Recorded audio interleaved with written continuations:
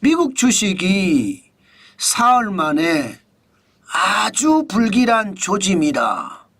무슨 말일까요? 기술주 중심의 나스닥 종합 주가 지수가 1.71% 떨어졌습니다. 304.54가 빠져서 17,504.12를 기록을 했어요. 이 그래프에서 보시면 아시겠지만 장 시작과 동시에 주가는 떨어졌고요. 장이 계속되는 동안 한 번도 회복하지를 못했습니다.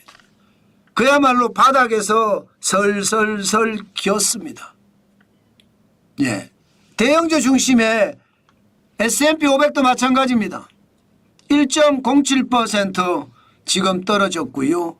60.46이 빠져서 5,614.66을 기록하고 있습니다. 대형주 중심의 S&P도 마찬가지란 뜻입니다. 블루칩 중심의 다우산업지수, 중대형주, 중소형주도 마찬가지였습니다. 0.62가 빠져서 260.32가 빠졌거든요. 41,581.31로 마감했습니다. 그런데 여러분들이 보시기에 제가 아주 불길한 조짐이라고 말씀을 드렸잖아요. 그 원인이 어디 있느냐. 이 그래프를 봐서는 여러분 짐작이 잘 안 되실 겁니다. 그런데 정환진 TV를 계속 보신 분들은 이해하실 수 있을 거예요. 뉴욕 증시가 올라갈 때는 찔끔 올라갑니다. 떨어질 때는 더 많이 떨어집니다. 찔끔 올라가고 더 많이 떨어지고 찔끔 올라가고 더 많이 떨어지고 그러면 주가라는 게 우하향하고 있다는 뜻이잖아요. 전체적으로. 그만큼 시장에 불안감이 크다는 거예요. 이게 불길한 조짐이라는 겁니다.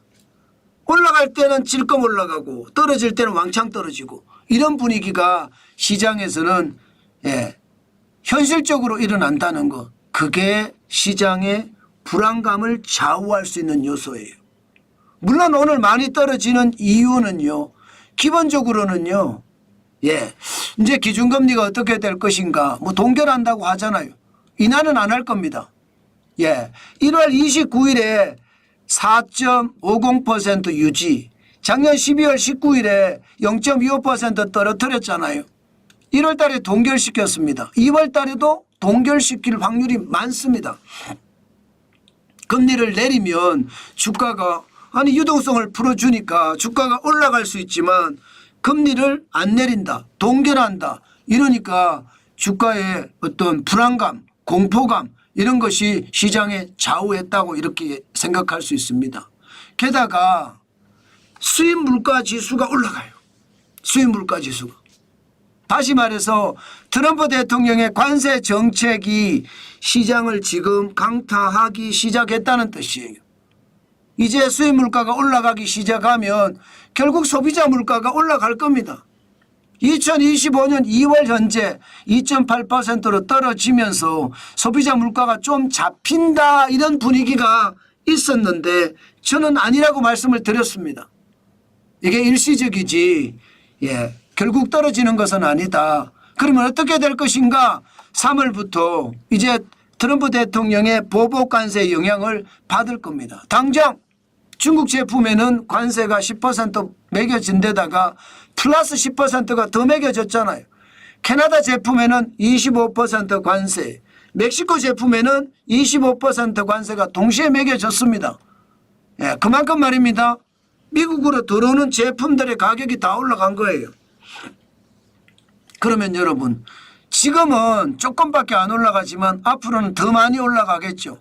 그거 다 더 많이 올라간다는 게 시장에서는요 계속 불안감으로 좌지우지 된다는 뜻입니다.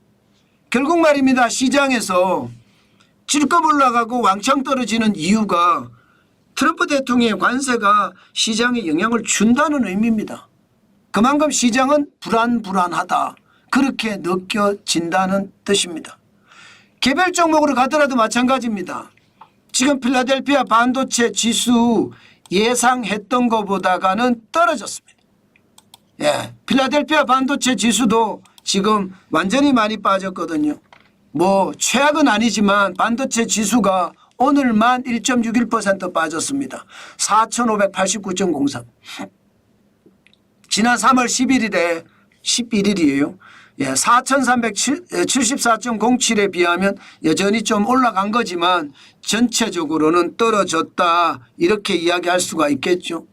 엔비디아도 마찬가지입니다. 엔비디아 3.43% 떨어졌습니다. 115.43을 기록하고 있습니다. 야, 시장 보면은 무섭죠. 반도체 오늘 심상치 않다는 뜻이에요. 예. 그런데 매그니피센트 7이라고 하는 모든 주가가 다 떨어졌어요. 예, 메타 주가도 볼까요? 메타 플랫폼의 주가는 3.73% 빠졌고요. 582.36달러를 기록하고 있습니다. 아마존도 마찬가지입니다. 아마존 안 떨어진 게 없습니다. 아마존 주가도 지금 현재까지 1.49% 빠졌고요. 192.82달러로 마감했습니다. 아마존 주가도 빠졌다니까요. 예, 알파벳 구글입니다. 구글도 빠졌습니다. 2.34% 빠져서 162.67을 기록을 했거든요. 마이크로소프트 주가도 마찬가지입니다. 1.33% 빠져서 383.52로 마감했습니다. 전체적으로 주가가 와르르 쏟아지듯 무너졌다 이렇게 얘기해도 틀리는 말이 아니죠. 애플도 마찬가지입니다. 애플은 그러면 안 올라갔느냐? 안 올라갔습니다. 예, 0.61% 올라갈 듯 했지만 결국은 못 올라가고 212.69달러로 마감을 했습니다. 그런데 놀라운 거 지금 테슬라가 난리도 아니에요. 테슬라가 이제는요. 예, 5.34% 빠져서 225.31달러를 기록할 정도로 난리예요. 일론 머스크가 본업에 충실하지 않고 정치한다고 저렇게 설치고 다니니 주가가 제대로 지켜지겠습니까? 주가가 개박살 나죠. 이러다가 말입니다. 비야디라고 하는 중국 업체가 앞으로 테슬라를 이미 넘어섰지만 세계 시장에서도 완전히 넘어서면서 미국의 자동차 산업이 몰락하는 것은 아닐까 그런 생각도 해봅니다. 그만큼 말입니다. 상황이 좋지 않다는 뜻이에요. 이렇게 되면 우리 시장도 비슷하게 움직일 겁니다. 반도체는 반도체대로 떨어지고요. 2차 전지는 2차 전지대로 상황이 나빠지고요.